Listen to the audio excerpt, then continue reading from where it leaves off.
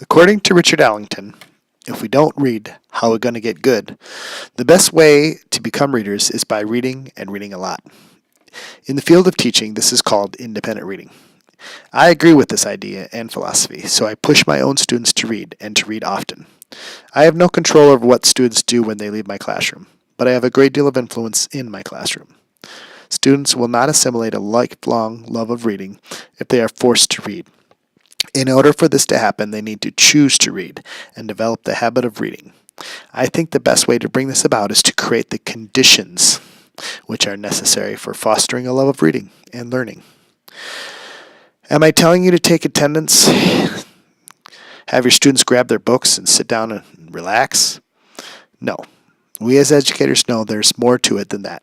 This is when differentiated instruction will become necessary. Some students will enter your classroom as readers and some will not be readers. In addition, each of these readers and non-readers will have varied reading levels, skills, abilities, and attitudes. I kind of like how Donalyn Miller, the author of the book Whisperer, classifies the types of readers that she sees in her classroom. She calls them either developing readers, dormant readers, or underground readers. I have had all these types of readers in my classrooms. This past year, I had at least half a dozen students that I would classify as developing readers because they came into my classroom reading at a pre-primary level. I also had a dozen grade level readers. These were either dormant or underground readers, depending on their attitude toward reading and what motivated them to read. The rest of my students were above grade level. Most of them were underground readers because they could and would read mandatory text, but were more interested in reading their own stuff. Of course, if you would prefer to classify your readers in a more scientific way, go ahead and get out your qualitative reading inventory or your Fontes and Pinnell and have at it. Hopefully, you have a few aides in your classroom that can monitor behavior while you focus entirely on the one student you are assessing. If you do not have a team of aides to assess your students for you, then you need to find a way to motivate your students to do literacy activities independently. We all have these types of students in our classroom. Even when I was a student myself, these were the kinds of students in my classes. The difference is how I was taught compared to how I teach now. I remember all those book reports and whole class novels, the endless worksheets, the lengthy lectures. I was fortunate enough to be an above grade level reader, and I did what my teachers told me to do. I was an underground reader. I preferred to read what I liked, but I discovered that in the school library, the best books to do reports on were very thin and easy to read. In 5th grade, I submitted book reports on any number of famous people. You know, the genre, biographies. These were written for 3rd graders and generally less than 50 pages.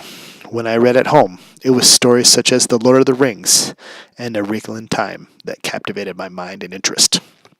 Back in those days, teachers were likely to do what Donalyn Miller calls the spray and pray method of teaching. The results are clearly represented in the bell curve, which we can see in all the historical data. Those who can, do, and those who could not were retained or sent to do classes somewhere else. I do not get the luxury of sending all my below grade level readers away. I am a public education teacher, and since immersion was adopted, I get all of them.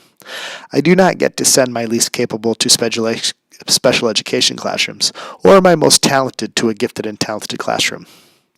Nowadays, the expectations have been raised so that 80% or more of our students are expected to achieve at or above grade level. In order to make this happen, teachers need to adopt a new paradigm and transform our classrooms into workshops rather than lecture halls.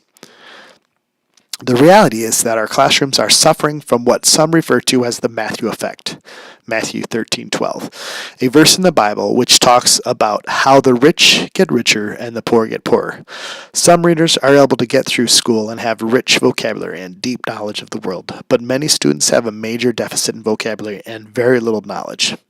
This harkens back to the research Richard Allington did back in What Really Matters for Struggling Readers, where he found that students who were receiving reading intervention from Title I and special education programs were reading about 75% less than the students in regular education classrooms.